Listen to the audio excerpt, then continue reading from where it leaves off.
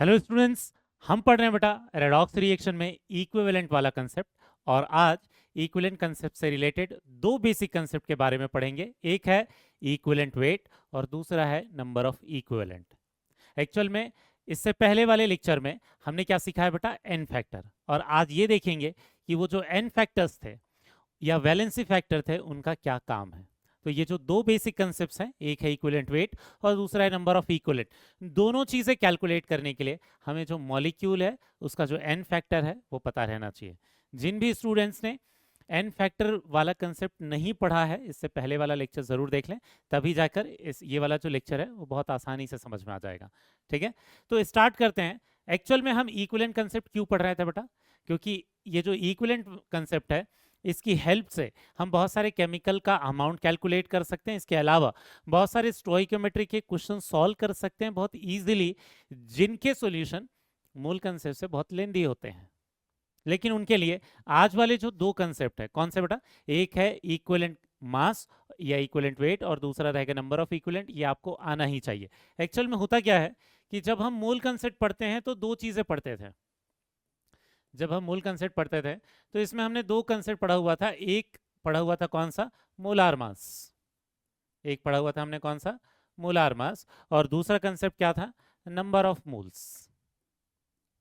ठीक है, ये दो चीजें जो मूल कंसेप्ट में हम पढ़ते थे, कुछ वैसा ही इक्विवेलेंट कंसेप्ट में दो चीजें पढ़ने वाले हैं। ठीक है, तो ये जो इक्विवेलेंट कंसेप्ट है इसमें भी जैसे मूल कंसेप्ट में हमने मोलार मास पढ़ा था, वैसे हम यहाँ क्या सीखेंगे, इक्विवेलेंट वेट निकालना सीखेंगे, या इक्विवेलेंट मास भी बोल सकते हैं, बट यूजुअली वेट वाला टर्म ज़्यादा यूज होता है, इक्विवेलेंट वेट। और जैसे हमने मूल कंसेप्ट में नंबर ऑफ मोल्स निकालना सीखा था, वैसे ही इस कंसेप्ट में नंबर ऑफ इक्विवेलेंट निकालना सीखेंगे। तो जैसे वहां पर ये दो बेसिक कंसेप्ट थे, वैसे ये दो बेसिक कंसेप्ट किसके रहेंगे, इक्विवेलेंट कंसेप्ट के होंगे। ठीक है, तो स्टार्ट करते हैं। बहुत बेसिक कंसेप्ट है बेटा, लेकिन हमें ढेर सारी प्रैक्टिस करनी है, बहुत सारे क्वेश्चन सॉल्व करने हैं, तब जाकर आप कंफर्टेबल हो पाओगे उस कंसेप्ट से। तो सबसे पहले इक्विवेलेंट वेट को डिफाइन कैसे करते हैं। हमने इक्विवेलेंट जो, जैसे हमने मूल कंसेप्ट में मोलार मास बोला था, तो क्या होता है, 1 मोल का मास होता है।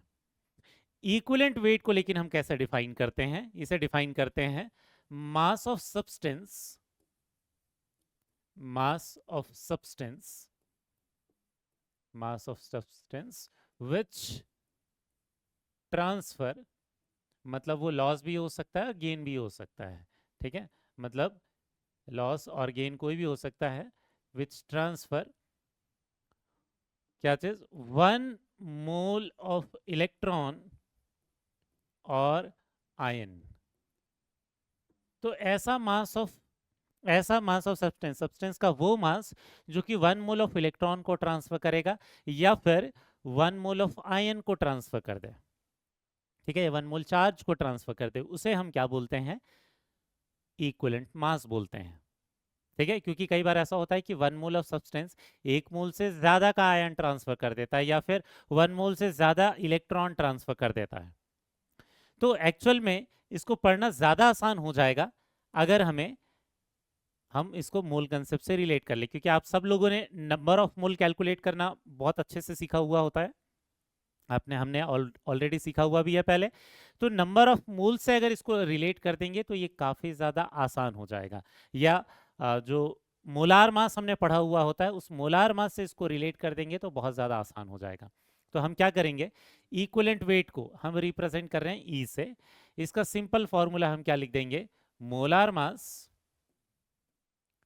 मोलार मास अपॉन क्या हो जाएगा बेटा, ये हो जाएगा एन फैक्टर।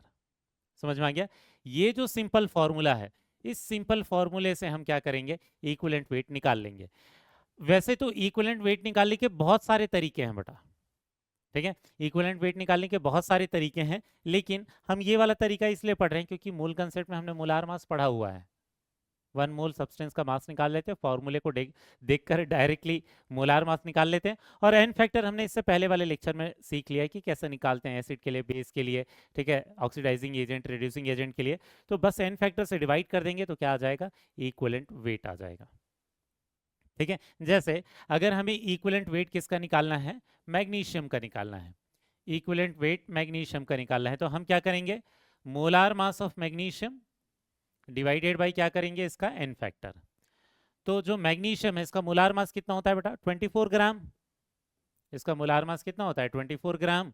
और इसका एन फैक्टर कितना होता है, मैग्नीशियम की वैलेंसी, क्योंकि एलिमेंट है तो उसकी वैलेंसी ले लेंगे कितनी, 2। ठीक है, और ये कितना हो जाएगा, 12। तो एक्चुअल में जो ये 12 ग्राम आया, यही क्या हो जाएगा, इसका इक्विवेलेंट वेट हो जाएगा। समझ में आया? क्योंकि हम लोगों ने मोलार मास निकालना बहुत अच्छे से सीखा हुआ है, हम उसमें बस एन फैक्टर डिवाइड कर देंगे तो इक्विवेलेंट वेट आ जाएगा। बहुत सिंपल कंसेप्ट है बेटा, लेकिन इसके बहुत सारे एग्जांपल अब ट्राई करते हैं। यहाँ देखना, सबसे पहले यहाँ क्या दिया है, find equivalent weight of following compound. हमें निकालने के लिए बोला N2 के लिए, H2 के लिए, NH3 के लिए इस रिएक्शन में। ठीक है, तो इक्विवेलेंट वेट निकालने के लिए हम क्या करेंगे, जैसे इक्विवेलेंट वेट ऑफ N2 निकाल रहे हैं, तो इक्विवेलेंट वेट ऑफ N2 क्या हो जाएगा, molar mass of N2 divided by क्या हो जाएगा, एन फैक्टर, N2 का एन फैक्टर। अब यहाँ पर अगर आप ध्यान से देखोगे तो ये रेडॉक्स रिएक्शन है। अगर रेडॉक्स रिएक्शन है तो हमने क्या बोला था, change, total change in one molecule by all atoms, मतलब सारे एटम का इंक्रीज या डिक्रीज देख लेंगे कितना है, वही क्या हो जाता है, एन फैक्टर। तो N2 के लिए अगर देखते हैं तो इसका ऑक्सीडेशन नंबर 0 है, यहाँ पर प्रोडक्ट में जाने के बाद क्या हो जाएगा, -3। लेकिन इसके वन मॉलिक्यूल के लिए जब देखेंगे तो एक नाइट्रोजन में 3 का चेंज है, लेकिन 2 नाइट्रोजन में देखना पड़ेगा, क्योंकि इसके एक मॉलिक्यूल के लिए जब एन फैक्टर निकालेंगे तो एक मॉलिक्यूल के लिए एन फैक्टर निकालने के लिए क्या करना पड़ेगा, हमें 2 नाइट्रोजन एटम के लिए देखना पड़ेगा। एक नाइट्रोजन में जो डिफरेंस है वो कितने का है, 3 का है। 2 नाइट्रोजन में डिफरेंस होगा कितने का, 6 का। तो यहाँ पर क्या करेंगे, मोलार मास ऑफ जो N2 है वो कितना हो जाएगा, 28 डिवाइडेड बाई इसका जो एन फैक्टर हो जाएगा ये कितना हो जाएगा, 6। तो ये कितना हो जाएगा बेटा, ये हो जाएगा 14/3। तो ये कितना हो जाएगा, 4.66 ग्राम। ये इसका क्या हो जाएगा, इक्विवेलेंट वेट। समझ में आ गया? तो सिंपल तरीका है, मोलार मास हम लोगों ने ऑलरेडी निकालना सीखा हुआ है, बस उस मॉलिक्यूल के लिए जिसके लिए भी इक्विवेलेंट वेट निकालना है उसका क्या कर लेंगे, एन फैक्टर निकाल लेंगे। अब दूसरी चीज हमें जो कैलकुलेट करनी है वो यहाँ कौन सी कैलकुलेट करनी, equivalent weight of H2। Equivalent weight of H2 की निकालने के लिए हम क्या करेंगे, मोलार मास ऑफ H2 ले लेंगे, डिवाइडेड बाई क्या कर लेंगे, एन फैक्टर ले लेंगे। मोलार मास लेते समय इस बैलेंसिंग वाले नंबर को लेने की जरूरत नहीं है। ठीक है, ये 3 का कोई काम नहीं है इसमें, क्योंकि बैलेंसिंग की जरूरत नहीं है इक्विवेलेंट कंसेप्ट पढ़ने के लिए। ठीक है, तो यहाँ हाइड्रोजन का अगर देखते हैं, मॉलिक्यूलर स्टेट में ऑक्सीडेशन नंबर 0 है, NH3 में इसका ऑक्सीडेशन नंबर, एक हाइड्रोजन का कितना हो जाएगा, +1। एक हाइड्रोजन एटम में चेंज कितने का, एक का इंक्रीज है। लेकिन अगर 2 हाइड्रोजन को देखें, क्योंकि एक मॉलिक्यूल में 2 हाइड्रोजन प्रेजेंट है, 2 हाइड्रोजन का देखें तो इसका एन फैक्टर कितना हो जाएगा, 2 हो जाएगा। तो इसका मोलार मास भी 2 होता है और इसका एन फैक्टर भी 2 हो जाएगा। तो यहाँ पर एक्चुअल में ये जो 1 ग्राम है ये इसका क्या हो जाएगा, इक्विवेलेंट वेट हो जाएगा। ठीक है, अब हमें क्या निकालना है, equivalent weight of NH3। Equivalent weight of NH3 निकालने के लिए क्या करेंगे, मोलार मास ऑफ NH3 ले लेंगे, molar mass of NH3 divided by क्या कर देंगे, एन फैक्टर, डिवाइडेड बाई क्या करेंगे, एन फैक्टर। अब मोलार मास ऑफ जो NH3 है, ठीक है, ये कितना हो जाएगा, यहाँ पर 17 हो जाएगा, molar mass of NH3 17। N factor अगर देखें तो एक यहाँ पर क्या है, एक ही नाइट्रोजन है और 3 हाइड्रोजन है। बट नाइट्रोजन को अगर देखेंगे तो नाइट्रोजन में डिक्रीज है, इधर से इधर जा रहे हैं तो, और इधर से इधर हाइड्रोजन में जा रहे हैं तो इंक्रीज है। तो या तो इंक्रीज देखेंगे या तो डिक्रीज देखेंगे, दोनों चीजें नहीं, क्योंकि दोनों इंक्रीज और डिक्रीज तो कैंसिल आउट हो जाएंगे। ठीक है, तो या तो हमें इंक्रीज देखना है, इसलिए क्योंकि हमने डेफिनेशन क्या पढ़ा था एन फैक्टर का, आइदर इंक्रीज और डिक्रीज। ठीक है, तो यहाँ पर क्या दिख रहा है, एक नाइट्रोजन में जो डिक्रीज है वो कितने का है, 3 का है। 3 हाइड्रोजन में जो इंक्रीज है वो भी कितने का है, 3 का है। तो molar mass of NH3 divided by जो एन फैक्टर है ये कितना हो जाएगा, 3। तो ये कितना हो जाएगा, 5.66 ग्राम। समझ में आ गया बेटा? ठीक है, तो हमने क्या देखा यहाँ पर, हर एक रिएक्टेंट, हर एक प्रोडक्ट के लिए अलग अलग तरीके से इक्विवेलेंट वेट निकलेगा, क्योंकि हर किसी के लिए एन फैक्टर अलग हो सकता है। लेकिन फॉर्मूला हम सिंपल वही यूज करेंगे, molar mass divided by N factor. ठीक है ना, नेक्स्ट एग्जाम्पल पर आते हैं। ये कुछ ऐसी रिएक्शंस के एग्जाम्पल लिए हमने जिनको हमने बोला था कि आपको याद रखना है, क्योंकि आगे आने वाले चैप्टर्स में हमें इन रिएक्शंस को पढ़ना है, तो आपको KMnO4 और K2Cr2O7 के कन्वर्जन्स पता रहने चाहिए। हमें क्या निकालने के लिए बोला है, इक्विवेलेंट वेट निकालने के लिए बोला है KMnO4 इन एसिडिक मीडियम के लिए। ठीक है, ये सारे क्वेश्चन में हमें इक्विवेलेंट वेट ही निकालना है, लेकिन आपको ये पता रहना चाहिए कि जो एसिडिक मीडियम में है ये रिएक्शन क्या होती है। तो इसके लिए हमने लास्ट वाले लेक्चर में कुछ रिएक्शंस पड़ी थी बेटा। KMnO4 जो होता है, अगर इसको एसिडिक मीडियम में ले लेते हैं, अगर इसको एसिडिक मीडियम में ले लेते हैं तो ये किस में कन्वर्ट हो जाता है, Mn2+ में कन्वर्ट हो जाता है। तो यहाँ से इसका n फैक्टर आ जाएगा। इसका ऑक्सीडेशन नंबर कितना है, +7। इसका ऑक्सीडेशन नंबर कितना है, +2। डिफरेंस इन ऑक्सीडेशन नंबर कितने का है, 5 का है।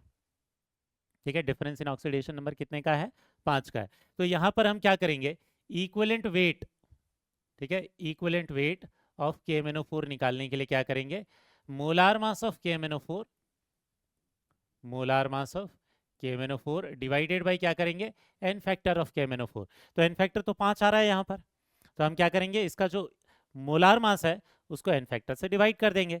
इसका मोलार मास क्या हो जाएगा, 1 पोटेशियम, 1 मैग्नीज, 4 ऑक्सीजन का मास। इन सबको अगर ऐड करते हैं, पोटेशियम का 39, मैग्नीज का 55 और आपको क्या ले लेना है, ऑक्सीजन का 16, एक ऑक्सीजन का, तो टोटल कितना हो जाता है ये 158।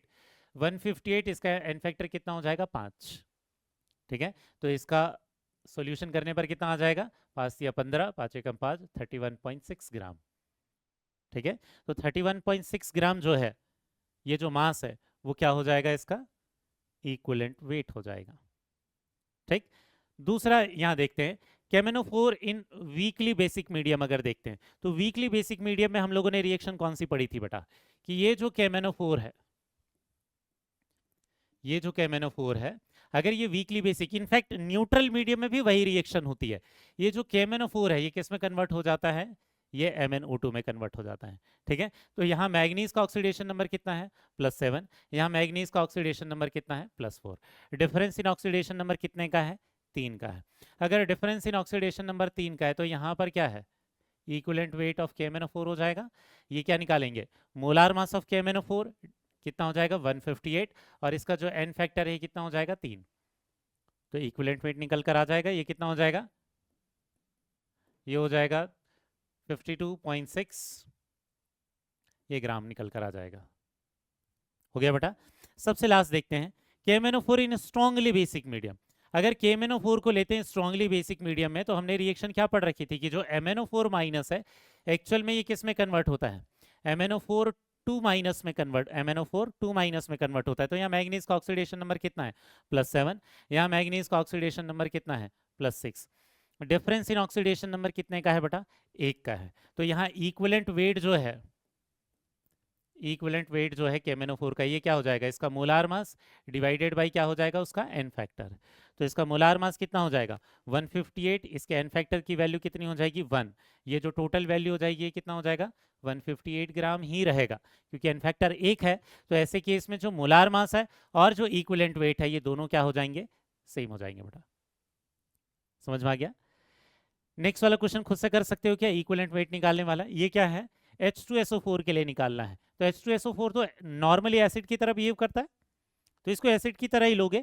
अगर हाँ, अगर आपको रिएक्शन दी रखी है तो आप उस रिएक्शन के हिसाब से निकालोगे। कई बार ऐसा भी हो सकता है कि H2SO4 रेडॉक्स रिएक्शन में पार्टिसिपेट कर रहा हो। अगर वो रेडॉक्स रिएक्शन में पार्टिसिपेट करता हुआ अगर आपको दिख रहा है, तो फिर आप चेंज इन ऑक्सीडेशन नंबर के हिसाब से उसका n फैक्टर निकालोगे। लेकिन अगर वो क्या है, सिर्फ H2SO4 फॉर्मूला दिया है, तो सबसे ज्यादा वो किसकी तरह एक्ट करता है, एसिड की तरह होता है। तो उसका जो मैक्सिमम पॉसिबल जो n फैक्टर है वो देखेंगे। तो इसका जो मैक्सिमम पॉसिबल जो n फैक्टर होता है H2SO4 का, वो कितना होता है, 2 हो जाता है। तो इक्विवेलेंट वेट ऑफ जो H2SO4 है, ये क्या हो जाएगा, मोलार मास ऑफ H2SO4। ठीक है, molar mass of H2SO4 divided by क्या हो जाएगा, n फैक्टर। तो मोलार मास ऑफ H2SO4 कितना हो जाएगा बेटा, 98, और इस H2SO4 का जो n फैक्टर हो जाएगा ये कितना हो जाएगा, 2। तो ये कितना हो जाएगा, 49। ये कितना हो जाएगा, 49 ग्राम। समझ में आ गया। ऐसे ही H3PO4 के लिए जो मैक्सिमम n फैक्टर देखें, क्योंकि रिएक्शन हमें दिया हुआ नहीं है, जो मैक्सिमम पॉसिबल है वही देखेंगे। इसके लिए जो n फैक्टर होगा ये कितना हो जाएगा, 3 हो जाएगा। अब इसके लिए जो इक्विवेलेंट वेट निकल कर आ जाएगा, ये मोलार मास कितना हो जाएगा, 98, n फैक्टर कितना हो जाएगा, 3। तो ये कितना हो जाएगा, 3 3 9, 3 दूनी 6, और ये कितना हो जाएगा, 32.66 ग्राम। समझ में आ गया बेटा।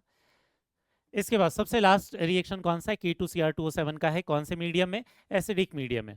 अगर K2Cr2O7 कि रिएक्शन को हम देखते हैं तो एक्चुअल में किस में कन्वर्ट होता है एसिडिक मीडियम में, Cr3+ में कन्वर्ट होता है। तो एक्चुअल में एक क्रोमियम +6 से +3 में जा रहा है, लेकिन K2Cr2O7 में कितने क्रोमियम है, 2 क्रोमियम है। अगर इसमें 2 क्रोमियम है तो इसके एन फैक्टर की वैल्यू कितनी हो जाएगी, 6 हो जाएगी। इसके एन फैक्टर की वैल्यू कितनी हो जाएगी, 6 हो जाएगी। अगर इसके एन फैक्टर की वैल्यू 6 आ रही है तो इक्विवेलेंट वेट ऑफ K2Cr2O7 निकालने के लिए हम क्या करेंगे, इसका लिखेंगे मोलार मास डिवाइडेड बाई क्या हो जाएगा, एन फैक्टर। अब इसके मोलार मास की जो वैल्यू है K2Cr2O7 के मोलार मास की जो वैल्यू है वो कितना हो जाएगा, 294। एक्चुअल में 2 पोटेशियम का कितना कर दोगे, 39 इंटू 2, 2 क्रोमियम का कितना कर दोगे, 52 इंटू 2, और ऑक्सीजन का कितना कर दोगे, 16 इंटू 7। इन सब की वैल्यू को अगर आप निकाल कर लाओगे तो ये एक्चुअल में कितना आ जाएगा बेटा, 294। ठीक है, तो इसके मोलार मास की वैल्यू कितनी हो जाएगी, 294 डिवाइडेड बाई इसके एन फैक्टर की वैल्यू कितनी हो गई, 6। तो 6 से डिवाइड करने के बाद ये एक्चुअल में कितना आ जाएगा, 6 चौके 24 और 6 9 54, 49 ग्राम निकल कर आ जाएगा। समझ में आया बेटा। अब इसके बाद पहले दूसरा कंसेप्ट सीख लेते हैं जो कि क्या है, नंबर ऑफ इक्विवेलेंट। उसके बाद हम इस पर एमसीक्यू सॉल्व करेंगे इन्हीं कंसेप्ट पर बेस्ड। ठीक है, तो नंबर ऑफ इक्विवेलेंट को और क्या लिखा हुआ रहता है, ग्राम इक्विवेलेंट। तो उस वर्ड पर ध्यान देना बेटा, कई बार उसमें बच्चे कंफ्यूज हो जाते हैं कि ग्राम इक्विवेलेंट का मतलब ये समझ लेते हैं कि वो मास की बात कर रहा है, ऐसा नहीं है। एक्चुअल में ग्राम इक्विवेलेंट जैसे 5 ग्राम इक्विवेलेंट लिख रहा है तो वो क्या है, 5 इक्विवेलेंट के बराबर है। और ये इक्विवेलेंट क्या है, ये कुछ वैसा ही है जैसे हम नंबर ऑफ मोल्स निकाल रहे थे। जैसे मूल कंसेप्ट में नंबर ऑफ मोल्स निकाल रहे थे, वैसे यहाँ पर नंबर ऑफ इक्विवेलेंट निकालेंगे। ठीक है, तो ये जो नंबर ऑफ इक्विवेलेंट है, जैसे नंबर ऑफ मोल्स का फॉर्मूला क्या था, नंबर ऑफ मोल्स का फॉर्मूला था गिवन मास। ठीक है, उसका फॉर्मूला क्या था, given mass divided bye molar mass. ठीक है, ये फॉर्मूला किसका था बेटा, नंबर ऑफ मोल्स का। तो सिमिलरली नंबर ऑफ इक्विवेलेंट का हम यहां पर फॉर्मूला निकालेंगे। नंबर ऑफ इक्विवेलेंट क्या हो जाएगा, गिवन मास, ये तो गिवन मास ही रहेगा, डिवाइडेड बाय क्या कर देंगे, मोलार मास की जगह इक्विवेलेंट वेट या इक्विवेलेंट मास कर देंगे। ठीक है, डिवाइडेड बाय क्या हो जाएगा, इक्विवेलेंट वेट। ठीक है, तो गिवन मास तो क्या हो जाएगा m और इक्विवेलेंट वेट E। और अभी हमने इक्विवेलेंट वेट का फॉर्मूला निकालना सीख लिया है। इक्विवेलेंट वेट का फॉर्मूला क्या होता है, ये होता है molar mass divided by N factor. तो एन फैक्टर तो ऊपर चला जाएगा, और हमें ये पता है कि given mass upon molar mass क्या होता है, नंबर ऑफ मोल। तो नंबर ऑफ इक्विवेलेंट निकालने का एक सिंपल तरीका क्या है, नंबर ऑफ मोल्स हम निकाल ले, क्योंकि ये तो हमने मूल कंसेप्ट में बार बार निकालना सीखा हुआ है ऑलरेडी, बहुत ज़्यादा प्रैक्टिस कर रखी है। इसमें बस उस कंपाउंड का एन फैक्टर मल्टीप्लाई कर देंगे तो इससे क्या आ जाएगा, नंबर ऑफ इक्विवेलेंट आ जाएगा। समझ में आ गया बेटा। तो नंबर ऑफ इक्विवेलेंट का फॉर्मूला क्या हो जाएगा, number of moles into N factor. समझ में आया। इसके अलावा भी और दूसरे तरीके हैं, लेकिन ये सबसे सिंपल तरीका इसलिए है क्योंकि आपने मोल कंसेप्ट में नंबर ऑफ मोल बहुत बार प्रैक्टिस कर रखी होती है, तो नंबर ऑफ मोल आप इजीली निकाल लोगे। और एन फैक्टर अगर आपको पता है तो सिर्फ उसमें एन फैक्टर मल्टीप्लाई करके क्या आ जाएगा, नंबर ऑफ इक्विवेलेंट। तो दोनों चीजें हमने मोल कंसेप्ट के थ्रू ही निकालना सीखा है। जो इसके पहले इक्विवेलेंट वेट बोला उसमें क्या करोगे, molar mass divided by N factor कर दोगे, और यहाँ पर जो नंबर ऑफ इक्विवेलेंट करोगे, नंबर ऑफ इक्विवेलेंट जो निकालना है उसके लिए क्या करोगे, number of moles multiplied by N factor कर दोगे। अब इसी पर बेस्ड इस फॉर्मूले को कैसे यूज करना है, कुछ एग्जांपल देखते हैं। हमें क्या बोला है, find number of equivalent of following compound. ये सैंपल का मास दे रखा है, जैसे HCl का मास दे रखा है, उसमें HCl के नंबर ऑफ इक्विवेलेंट निकालना है। तो number of equivalent of HCl क्या हो जाएगा, number of moles of HCl multiplied by क्या हो जाएगा, उसका एन फैक्टर। तो नंबर ऑफ मोल क्या होता है, given mass upon molar mass होता है। तो गिवन मास कितना दे रखा है बेटा, 3.65, और इसका मोलार मास कितना होता है, 36.5। और जो एन फैक्टर हो जाएगा HCl का वो क्या हो जाएगा, मल्टीप्लाइड बाई 1।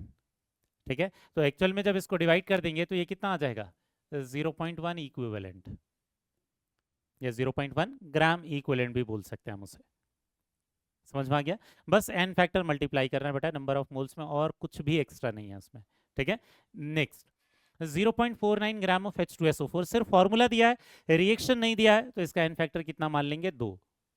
ठीक है, तो ये जो नंबर ऑफ इक्विवेलेंट जो H2SO4 के हैं, इसके लिए हम क्या करेंगे, given mass upon molar mass multiplied by क्या कर देंगे इसका n फैक्टर। तो मोलार मास ऑफ H2SO4 कितना होता है बेटा 98 होता है, तो ये हो जाएगा 0.49 डिवाइडेड बाई मोलार मास हो जाएगा 98 मल्टीप्लाइड बाई इसका n फैक्टर कितना हो जाएगा 2। तो ये 2 से ये कैंसल आउट हो जाएगा, ठीक है, 2 से कैंसल आउट जब हो जाएगा तो एक्चुअल में कितना हो जाएगा 49, मतलब कितना बचेगा 0.01 इक्विवेलेंट बचेगा। समझ में आ गया। नेक्स्ट तीसरा एग्जांपल देखते हैं। यहाँ नंबर ऑफ इक्विवेलेंट निकालने के लिए क्या करेंगे, फिर से given mass upon molar mass, ये नंबर ऑफ मोल हो गए, मल्टीप्लाइड बाई n फैक्टर कर देंगे। लेकिन हमें जो मॉलिक्यूल दिया है वो कौन है H3PO4। ये 3 केस पढ़े थे बेटा हम लोगों ने। H3PO4 का n फैक्टर होता है 3, H3PO3 का होता है 2, H3PO2 का n फैक्टर लेते हैं 1। ठीक है, अगर सिर्फ फॉर्मूला दिया है, अगर रिएक्शन दिया रहता तो रिएक्शन को देखकर बताते कि n फैक्टर कितना होगा। गिवन मास कितना है 4.9, मोलार मास कितना है 98 और इसके n फैक्टर की वैल्यू कितनी है 3। तो ये कितना हो जाएगा 3/20 निकल कर आ जाएगा ये। तो ये 3/20 ये इसका क्या हो जाएगा इक्विवेलेंट। ठीक है, या इसी को आप क्या कर सकते हो 0.15 इक्विवेलेंट ऐसा भी लिख सकते हो।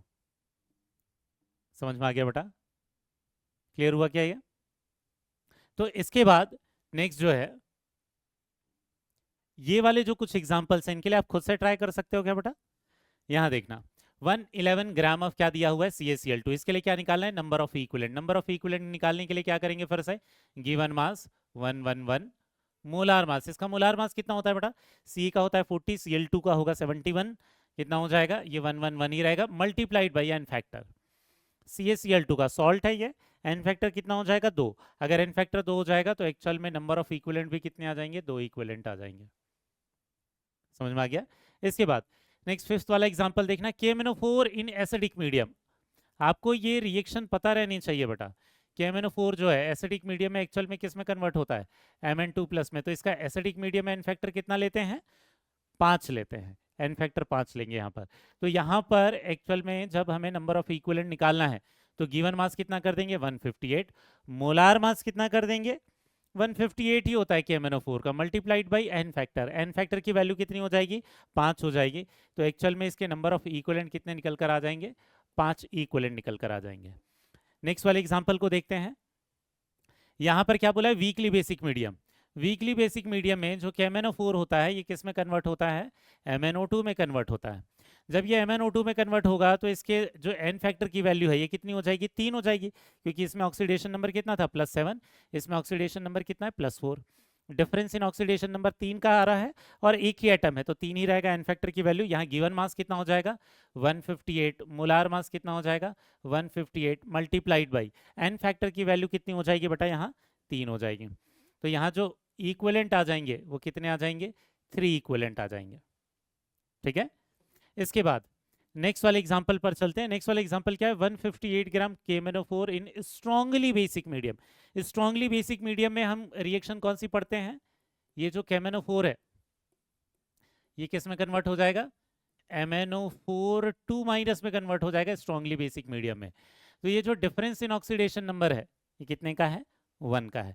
तो ये तीनों केसेस अलग है बेटा, यहाँ दिख रहा होगा। ये एग्जांपल इसलिए लिया है ये बताने के लिए क्योंकि लास्ट लेक्चर में भी हमने पहले भी बोला है ये रिएक्शन आपके लिए बहुत ज्यादा इंपॉर्टेंट है।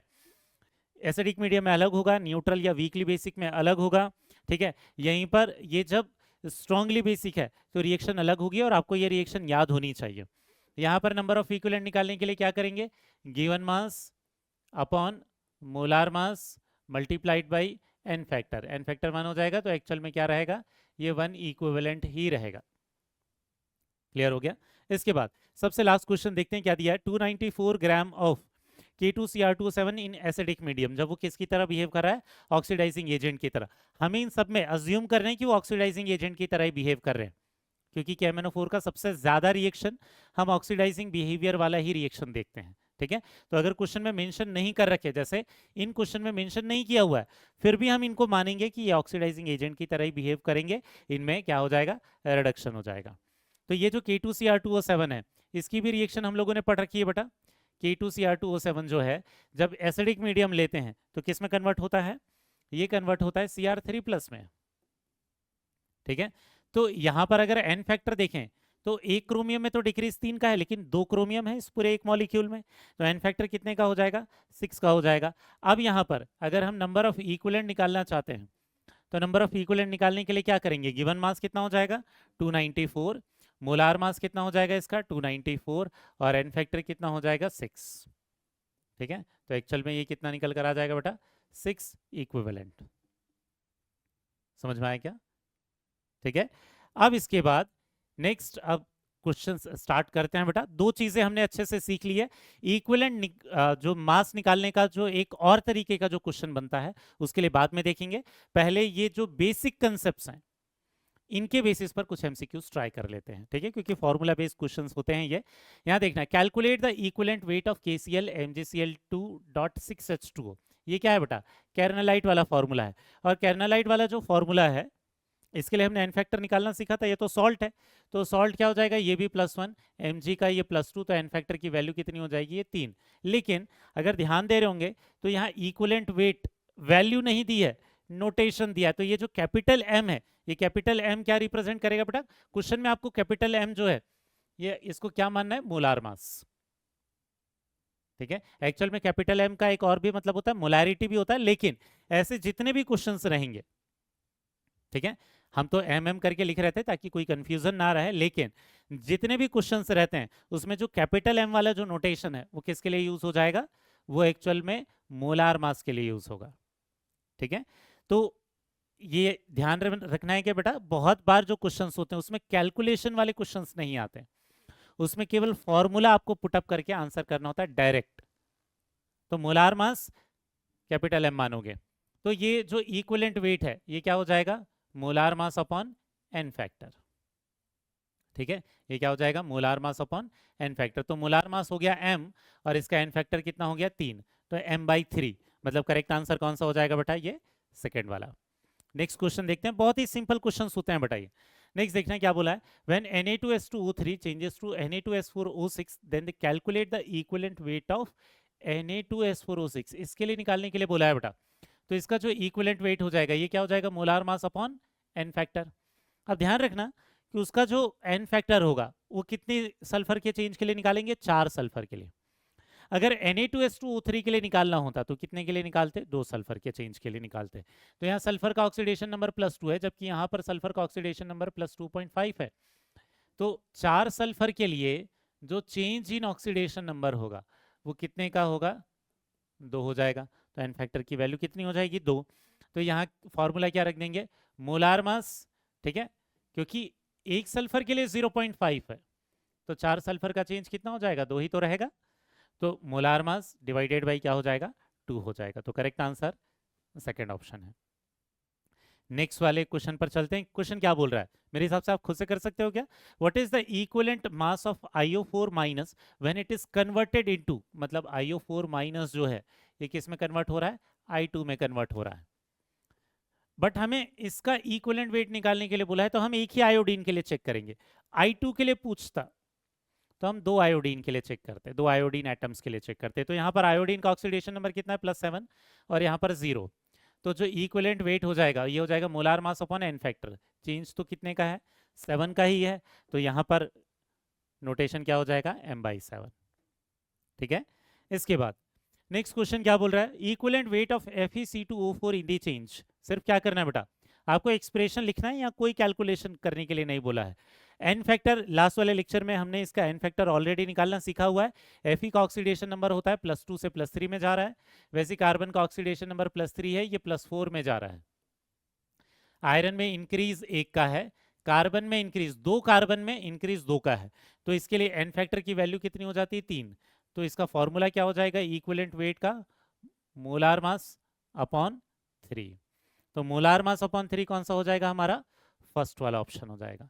ठीक है, इसके बाद नेक्स्ट क्वेश्चन देखते हैं क्या बोल रहा है। Molecular weight of KbRO3 is m, what is its equivalent weight if the reaction is. Reaction दे रखा है, अगर हम ऑक्सीडेशन नंबर देखेंगे तो इसका कितना है? +5, इसका कितना है? -1। चेंज कितने का है? 6 का है, तो एन फैक्टर कितना हो जाएगा? 6 हो जाएगा। ठीक है, अब इक्विवेलेंट वेट इक्वल टू क्या होता है? ये होता है molar mass upon N factor. Molar mass तो m है, एन फैक्टर की वैल्यू 6 है, तो इक्विवेलेंट वेट क्या हो जाएगा? m/6 हो जाएगा। समझ में आ गया? इसके बाद नेक्स्ट क्वेश्चन देखते हैं। नेक्स्ट क्वेश्चन क्या बोल रहा है, in the reaction VO plus Fe2O3 FeO plus V2O5, हमें किसके लिए निकालने के लिए बोल रहा है, V2O5 के लिए। फिर से क्या दिख रहा होगा बेटा आपको, क्या बोला है, molecular weight divided by N factor के टर्म में दिया हुआ है। क्या करना है आपको, क्या करना है, सिर्फ आपको क्या करना है कि इसका एन फैक्टर निकालना है। वेनेडियम का ऑक्सीडेशन नंबर यहाँ +5 हो जाएगा, वेनेडियम का ऑक्सीडेशन नंबर यहाँ +2 हो जाएगा। लेकिन V2O5 में कितने वेनेडियम है, 2 वेनेडियम है। 2 वेनेडियम है तो चेंज इन ऑक्सीडेशन नंबर 3 का है, तो एन फैक्टर कितना आ जाएगा, 6 का हो जाएगा। ठीक है, तो ये जो इक्विवेलेंट वेट है, ये इक्विवेलेंट वेट इक्वल टू क्या हो जाएगा, molecular weight divided molecular mass. ठीक है, एक्चुअल में क्या हो जाएगा, मोलार मास डिवाइडेड बाई क्या हो जाएगा, एन फैक्टर 6। ठीक है, तो मॉलिक्यूलर मास, एक्चुअल में ये मोलार मास होना चाहिए, मोलार मास ज़्यादा बेटर वर्ड है बेटा। हमने पढ़ रखा था कि जो एक्चुअल में मॉलिक्यूलर मास है वो तो एक मॉलिक्यूल का होता है, मोलार मास 1 मोल मॉलिक्यूल का होता है। ठीक है, तो ये मोलार मास वाला टर्म बेटर होता है, लेकिन इन केस अगर इस तरीके से ऑप्शन मिल जाए तो मॉलिक्यूलर वेट डिवाइडेड बाई 6 कर सकते हो। ठीक है, इसके बाद नेक्स्ट वाला क्वेश्चन है, क्या बोल रहा है, the equivalent mass of iodine. Iodine जब बोल रहा है इसका मतलब I2 है बेटा, I माइनस नहीं, I माइनस को क्या बोलते हैं हम, आयोडाइड। ठीक है, वो आयोडीन की बात कर रहा है, I2 की बात कर रहा है, मतलब हमें दो आयोडीन एटम के चेंजेस देखने पड़ेंगे। इसका 0 है, इसका -1 है। 2 आयोडीन के लिए एन फैक्टर मतलब टोटल चेंज कितना आ जाएगा, 2 आ जाएगा। ठीक है, तो इसका जब इक्विवेलेंट वेट निकालेंगे तो ये क्या हो जाएगा, molar mass divided by N factor, मतलब कितना आ जाएगा, m/2 आ जाएगा। तो करेक्ट आंसर कौन सा हो गया हमारा, ऑप्शन 2 हो गया। ठीक है, इसके बाद नेक्स्ट क्वेश्चन पर आते हैं, क्या बोल रहा है, इक्विवेलेंट वेट ऑफ H3PO3। अब यहाँ पर एक्सप्रेशन दिया है, फाइनल कैलकुलेशन भी नहीं पूछा है। H3PO3 का जो एन फैक्टर होता है ये कौन सा है बेटा, फॉस्फोरस एसिड है, इसके लिए एन फैक्टर पढ़ा था हमने। फॉस्फोरिक के लिए होता है 3, H3PO4 के लिए होता है 3 एन फैक्टर, H3PO3 के लिए 2 और H3PO2 के लिए 1। तो इसका एन फैक्टर कितना है, 2। इसका मोलार मास निकालते हैं, 3 हाइड्रोजन का कितना हो जाएगा, 3, फॉस्फोरस का कितना हो जाएगा 31, और 3 ऑक्सीजन का कितना हो जाएगा बेटा 48। तो एक्चुअल में ये कितना हो जाएगा, 82 हो जाएगा इसका समेशन। ठीक है ना, 82 ही होगा। 82 डिवाइडेड बाई क्या हो जाएगा, एन फैक्टर की वैल्यू कितनी है, 2, तो 82/2। कौन सा ऑप्शन करेक्ट है बेटा, थर्ड वाला ऑप्शन करेक्ट है। ठीक है, अब इसके बाद नेक्स्ट क्वेश्चन क्या बोल रहा है, when 98 gram of H2SO4 is treated with 80 gram of NaOH। ये रिएक्शन कौन सी हो रही है आपको पता रहनी चाहिए। जैसे यहाँ देखना, H2SO4 प्लस NaOH, ये दोनों की रिएक्शन हो रही है, और क्या बनेगा यहाँ देखते हैं। अगर ये पूरा NaOH मतलब पूरा का पूरा ये H+ डोनेट कर रहा है तो 2 NaOH रिएक्ट करने चाहिए, और क्या बनना चाहिए, Na2SO4 प्लस 2H2 ऐसा आना चाहिए। अगर ये पूरा रिएक्ट कर रहा है, पूरा H2SO4 खत्म हो रहा है इसमें से, तो देखना ये 98 ग्राम दिया है, तो इसके जो नंबर ऑफ मोल्स हैं ये कितने हो जाएंगे, ये 1 मोल हो जाएंगे। वैसे ही NaOH के जो नंबर ऑफ मोल्स हैं 80 डिवाइडेड बाई इसका मोलार मास कितना होता है 40, तो इसके नंबर ऑफ मोल कितने हैं 2 मोल। अगर हम लिमिटिंग रीजन निकालें, लिमिटिंग रीजन निकालना पड़ेगा क्योंकि दोनों क्या है, दोनों का अमाउंट दे रखा है, तो यहाँ 1 डिवाइडेड बाई 1, यहाँ 2 डिवाइडेड बाई 2, दोनों की वैल्यू सेम आ रही है। इसका मतलब दोनों ही खत्म हो जाएंगे, दोनों खत्म हो जा रहे हैं, मतलब H2SO4 अपना दोनों H+ डोनेट कर दे रहा है। ठीक है, अगर ये अपना H+ डोनेट कर दे रहा है, इसका कहने का मतलब क्या है, इसका एन फैक्टर कितना हो जाएगा, 2। ठीक है, ये तो प्रूव कर लिया। नॉर्मली हमें H2SO4 का एन फैक्टर जब तक रिएक्शन खुद से नहीं देता तो हमें एन फैक्टर 2 ही लेना पड़ता है, लेकिन फिर भी हमने यहाँ पर प्रूव कर लिया कि एक्चुअल में ये पूरा का पूरा H2SO4 खत्म हो रहा है, ये अपना पूरा H+ डोनेट कर रहा है। पूरा H+ मतलब कितने H+ है इसके पास, 2 H+, तो इसका जो इक्विवेलेंट वेट हो जाएगा ये क्या हो जाएगा, molar mass upon N factor. N factor कितना हो जाएगा, ये हो जाएगा 2। लेकिन क्वेश्चन में हमें क्या बोला है, ग्राम इक्विवेलेंट निकालने के लिए बोला है। ग्राम इक्विवेलेंट मतलब नंबर ऑफ इक्विवेलेंट निकालने के लिए बोला है, तो नंबर ऑफ इक्विवेलेंट क्या हो जाएगा, नंबर ऑफ मोल्स इनटू क्या हो जाएगा, एन फैक्टर हो जाएगा।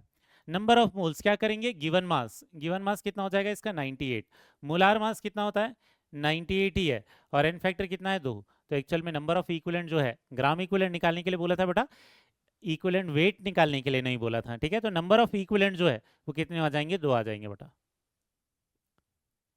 समझ में आया, ठीक है, ये रिएक्शन तो केवल इसलिए बताया है ये प्रूफ करने के लिए कि वो पूरा का पूरा H प्लस डोनेट कर रहा है H2SO4। ठीक, इसके बाद नेक्स्ट इक्विवेलेंट वेट निकालने वाला ही हम एक नया फॉर्मूला देखने वाले हैं बेटा। एक्चुअल में ये फॉर्मूला हम कहाँ पर पढ़ते हैं, इलेक्ट्रोकेमिस्ट्री वाले चैप्टर में पढ़ते हैं, फैराडे सेकंड लॉ वाला फॉर्मूला है। लेकिन उस फॉर्मूले को यूज करके बहुत सारे क्वेश्चंस में जहां पर हमें कंपाउंड मेटल का या फिर किसी एलिमेंट का एन फैक्टर पता नहीं भी होता, हम वहां पर भी उनका इक्विवेलेंट वेट निकाल लेते हैं। ठीक है, तो वो क्योंकि फॉर्मूला बहुत ज़्यादा यूजफुल है, उसके कुछ क्वेश्चंस कैसे सॉल्व करना है, उस फॉर्मूले को यूज़ कैसे करना है, यहाँ पर पढ़ रहे हैं। तो एक्चुअल में क्या होता है, अगर कोई कंपाउंड है, मान लेते हैं कोई एक कंपाउंड है जिसमें दो एलिमेंट है, एक ए है और एक बी है। तो ये मान लेते हैं ए एक्स है बी वाई है, मतलब एक्स कौन सा नंबर है वाई कौन सा नंबर है हमें नहीं पता, हमें मॉलिक्यूल का फॉर्मूला ही नहीं पता, बस हमें ये पता है कि उसमें दो एलिमेंट है, एक ए है और एक बी है। अगर ये दो एलिमेंट से मिलकर ये कंपाउंड बना है तो ऐसे केस में क्या होगा, ध्यान देना, मास ऑफ ए इस कंपाउंड के अंदर, mass of A upon mass of B will be equal to ratio of equivalent weight of A upon equivalent weight of B। Actual में ये सेम फॉर्मूला कौन सा है बेटा, फैराडे सेकंड लॉ होता है। ठीक है, ये फैराडे सेकंड लॉ जो होता है एक्चुअल में इक्विवेलेंट कंसेप्ट से ही आया हुआ है। ठीक है, ये इसको प्रूफ भी करेंगे जब आगे एक रूल पढ़ेंगे, लॉ ऑफ इक्विवेलेंस पढ़ेंगे जब इक्विवेलेंट कंसेप्ट में तब। ठीक है, लेकिन फिलहाल के लिए आपको ये फॉर्मूला याद होना चाहिए और इसको कैसे अप्लाई करते हैं ये समझेंगे। ठीक है, एक एग्जांपल से समझेंगे, कुछ क्वेश्चन सॉल्व करेंगे। ये भले फैराडे सेकंड लॉ है, ठीक है, हम भले इसको इलेक्ट्रोकेमिस्ट्री में पढ़ते हैं, लेकिन ये इतना ज़्यादा इंपॉर्टेंट है कि जब हमें एन फैक्टर नहीं भी पता होता किसी मेटल का तो भी हम उसका इक्विवेलेंट वेट इस इक्वेशन से निकाल सकते हैं। ठीक है, एक एग्जांपल देखते हैं। जैसे हमारे पास क्या दिया हुआ है, 12 gram of a metal react with oxygen to form 20 gram of metal oxide. यहाँ फॉर्मूला दिया है, हो सकता है कि फॉर्मूला आपको ना भी दे, इससे कोई फर्क नहीं पड़ता, हमें नहीं पता कि फॉर्मूला कौन सा है।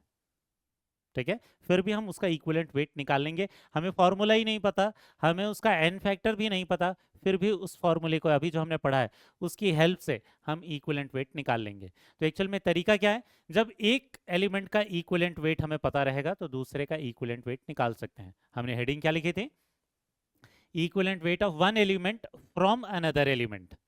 तो यहां पर ऑक्सीजन के साथ रिएक्ट कर रहा है तो ऑक्सीजन का इक्विवेलेंट वेट हमें पता रहेगा। ऑक्सीजन का इक्विवेलेंट वेट क्या हो जाएगा बेटा, ऑक्सीजन जो है इसका जो इक्विवेलेंट वेट हो जाएगा, ये क्या होता है, molar mass upon N factor होगा।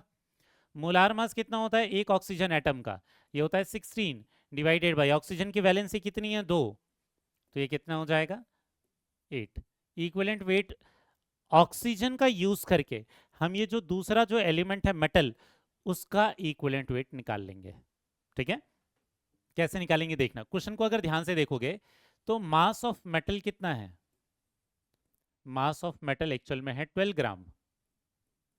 ठीक है, और मास ऑफ मेटल ऑक्साइड कितना है, जब ये ऑक्सीजन के साथ कंबाइन हो रहा है तो मास ऑफ मेटल ऑक्साइड कितना है 20 ग्राम। ठीक है, मतलब इसमें ऑक्सीजन कितना रहा होगा, उस 20 ग्राम में 12 ग्राम तो मेटल का है, तो ऑक्सीजन का मास कितना है, मास ऑफ ऑक्सीजन कितना है, ये एक्चुअल में कितना हो जाएगा 20 माइनस 12 इक्वल टू 8।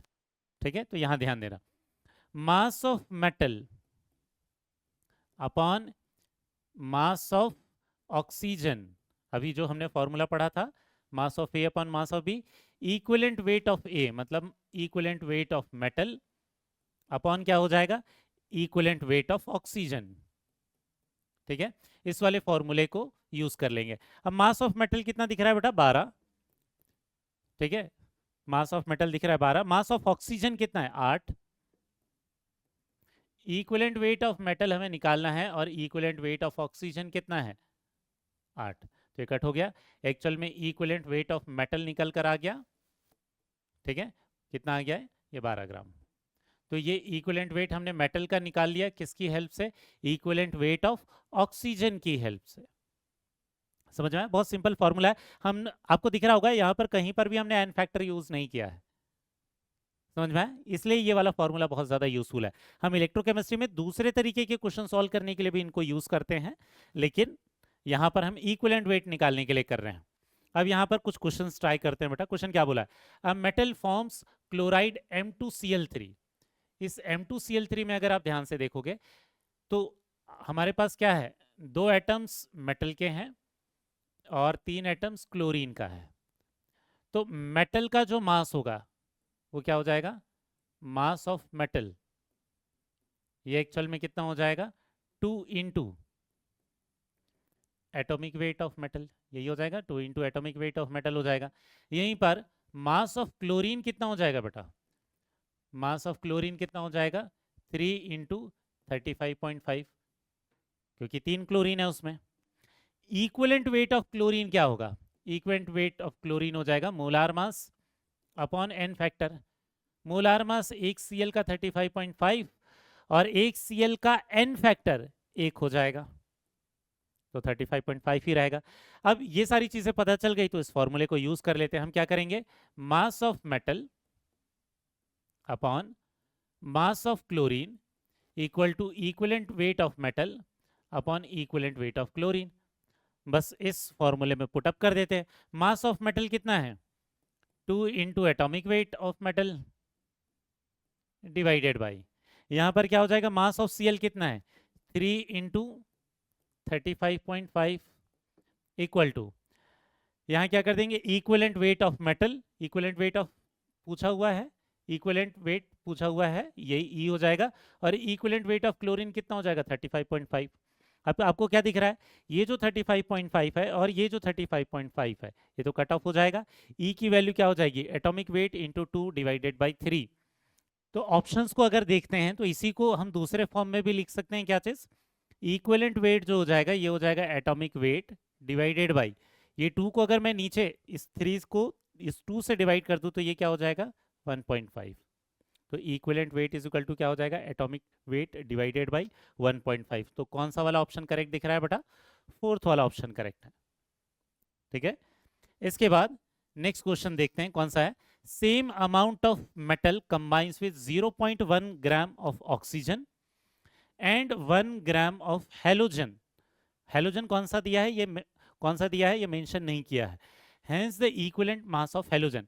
तो एक्चुअल में क्या दिख रहा है, एक जगह जो मेटल है वो किसके साथ कंबाइन हो रहा है, ऑक्सीजन के साथ। एक जगह जो मेटल है वो किसके साथ कंबाइन हो रहा है, हेलोजन के साथ। क्योंकि हेलोजन नहीं लिखा हुआ है तो हमने इसको x मान लिया। अब यहाँ लिखते हैं सेम मास ऑफ मेटल, तो फॉर्मूला अगर लगा देंगे तो mass of metal upon mass of oxygen equal to equivalent weight of metal upon equivalent weight of oxygen, यही हो जाएगा। तो यहाँ मास ऑफ मेटल m ले लिया, मास ऑफ ऑक्सीजन ये क्या बोल रहा है, 0.1 ग्राम ऑफ ऑक्सीजन, ठीक है, equal to equivalent weight of metal, ये नहीं पता हमें, ई लिख देते हैं इसको, divided by equivalent weight of oxygen, ये तो पता है हमें ऑक्सीजन का इक्विवेलेंट वेट कितना होता है, 8 होता है। ठीक है, एक फॉर्मूला ये हो गया। वही सेम चीज इस हेलोजन के लिए अप्लाई कर देते हैं, मास of metal m divided by, और वो मास ऑफ मेटल कितना रहेगा, जितना ऑक्सीजन के साथ कंबाइन हुआ है वही रहेगा। तो mass of metal m divided by इसका equivalent, sorry mass of halogen, mass of halogen जो है वो कितना दे रखा है, 1 ग्राम ऑफ हेलोजन, ये 1 ग्राम ऑफ हेलोजन हो गया, equal to equivalent weight of metal divided by equivalent weight of halogen. ठीक है ना। तो अब क्या करते हैं, दोनों इक्वेशन को डिवाइड कर देते हैं एक दूसरे से। यहाँ देखना, mass of metal m upon 1 gram equal to ये हो जाएगा equivalent weight of metal m, ये हो जाएगा इक्विवेलेंट वेट ऑफ हेलोजन। अगर आप ध्यान से देखोगे तो ये m से m कट हो जाएगा, ये em से em कट हो जाएगा। एक्चुअल में ये 1 ऊपर चला जाएगा, 0.1 नीचे आ जाएगा, ये 1 ऊपर 0.1 नीचे। इसके बाद 8 नीचे चला जाएगा और इक्विवेलेंट वेट ऑफ हेलोजन ऊपर आ जाएगा। तो एक्चुअल में जो इक्विवेलेंट वेट ऑफ हेलोजन है ये कितना आ जाएगा, 8 अपॉन 0.1, मतलब कितनी वैल्यू आ जाएगी बेटा, 80 ग्राम।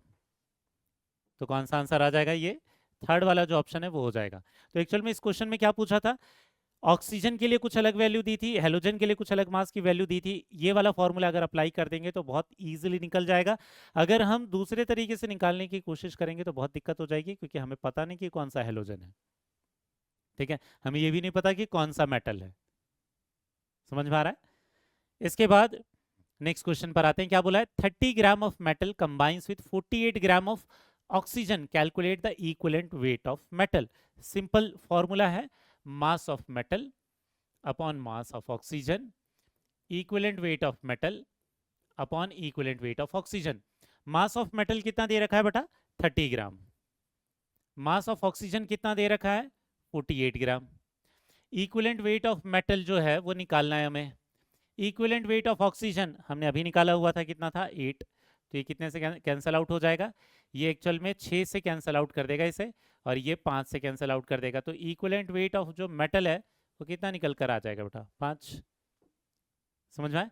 तो बहुत ही सिंपल तरीका हो जाता है, बिना एन फैक्टर पता किए हम इस फॉर्मूले को यूज करके इक्विवेलेंट वेट निकाल सकते हैं। देखना नेक्स्ट क्वेश्चन क्या है, if a metal forms chloride MCl4, मतलब क्लियरली दिख रहा है कि यहां पर इसका जो मास रहेगा ये m रहेगा, और जबकि जो क्लोरीन का मास रहेगा ये कितना रहेगा, 4 टाइम्स ऑफ Cl का मास होगा, मतलब ये क्या रहेगा, 4 इंटू 35.5 रहेगा। आगे क्या बोला है, and it's equivalent weight is 12। इसका जो इक्विवेलेंट वेट दिया है ये 12 दिया है, तो इसका एटॉमिक वेट निकालना है। तो एटॉमिक वेट कितना रहेगा, जो उसका मोलार मास रहेगा, ठीक है, वही रहेगा। तो उसका मोलार मास कैसे निकालेंगे, देखना। अगर इस फॉर्मूले को अगर आप देखते हो तो उसमें m का जो मास आएगा वही तो उसका क्या हो जाएगा, एटॉमिक वेट हो जाएगा। क्यों, क्योंकि यहाँ पर इस मॉलिक्यूल ले रहे हैं, इस मॉलिक्यूल को ले रहे हैं, तो जब 4 एटम Cl के थे तो एक एटम m का था। तो जब Cl का मास 4 इंटू 35.5 होगा तो इसका मास जो रहेगा, इसका मास किसके बराबर रहेगा, इसके एटॉमिक मास के बराबर रहेगा। तो यहाँ क्या कर लेंगे, मास of metal m, mass of Cl, equivalent weight of metal m upon equivalent weight of Cl। तो मास ऑफ मेटल ये क्या रहेगा, ये m ही तो रहेगा, divided by mass of Cl कितना हो जाएगा, 4 into 35.5। Equivalent weight of metal कितना दे रखा है बेटा, 12 दे रखा है। इक्विवेलेंट वेट ऑफ Cl कितना हो जाएगा, क्योंकि n फैक्टर तो एक ही है, Cl की वैलेंसी तो एक ही है, तो इसका जो मोलार मास रहेगा ये इसका इक्विवेलेंट वेट भी हो जाएगा। तो 35.5 से ये 35.5 कट जाएगा, इसके m की जो वैल्यू हो जाएगी वो 12 इंटू क्या हो जाएगी, 4 हो जाएगी, मतलब कितना हो जाएगा, 48। तो यहाँ m पूरे जो मॉलिक्यूल है इसमें मास ऑफ m जो आएगा वही तो एक एटम का भी मास होगा, मतलब कितना आ जाएगा, 48। समझ में आ गया? इसके बाद आज के लेक्चर का सबसे लास्ट क्वेश्चन क्या है बेटा, if equivalent weight of a metal in its oxide M2O5 is found to be 27, ये तो इक्विवेलेंट वेट दिया है, ठीक है, then the atomic mass of metal. तो अगर इस मॉलिक्यूल के मास को देखें, अगर इसका एक मॉलिक्यूल लेते हैं इस पूरे M2O5 का, तो इसमें क्या दिख रहा है, मेटल का मास कितना रहेगा, इसमें मेटल का मास रहेगा 2 into atomic weight of metal. और इसी में अगर हम ऑक्सीजन के मास को देखेंगे तो ऑक्सीजन का मास कितना हो जाएगा, 16 इंटू 5। समझ में आ गया? तो फॉर्मूला अप्लाई कर सकते हैं, मास of metal m, mass of oxygen, equivalent weight of metal m, equivalent weight of oxygen. Mass of metal m कितना हो जाएगा, 2 into atomic weight of metal m divided by mass of oxygen कितना हो जाएगा, 16 into 5। Equivalent weight of metal हमें निकालने के लिए बोला है एटॉमिक वेट के टर्म में ही, नहीं, इक्विवेलेंट वेट ऑफ मेटल हमें दिया हुआ है ऑलरेडी क्वेश्चन में, कितना दे रखा है, 27। हमें एटॉमिक वेट निकालने के लिए बोला है, और divided by equivalent weight of oxygen, ये तो कितना होता है, 8 होता है। अब हम क्या करेंगे, ये 8 से 1 कैंसिल हो जाएगा, ये 2 और 2, तो एक्चुअल में जो एटॉमिक वेट ऑफ मेटल जो निकल कर आएगा वो कितना आ जाएगा बेटा, 27 इंटू 5 हो जाएगा। तो ये कितना हो जाएगा, 5 7 35, 3 बचा, 5 दूनी 10, 135।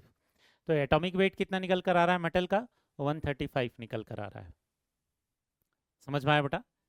तो आज वाले लेक्चर में हमने 2 बेसिक कंसेप्ट सीख लिए हैं इक्विवेलेंट कंसेप्ट के अंदर ही। पहला सीख लिया है कि इक्विवेलेंट वेट क्या होता है, हमने नंबर ऑफ मोल्स और मोलार मास को यूज करके ये दोनों चीजें निकालने सीखी है कि molar mass divided bye n factor कर देंगे तो equivalent wait, number of moles multiplied bye n factor कर देंगे तो नंबर ऑफ इक्विवेलेंट। अब इसके बाद नेक्स्ट वाले लेक्चर में हम क्या सीखेंगे, एक कॉन्सेंट्रेशन टर्म सीखेंगे इक्विवेलेंट कंसेप्ट में, जिसका नाम क्या है, नॉर्मेलिटी।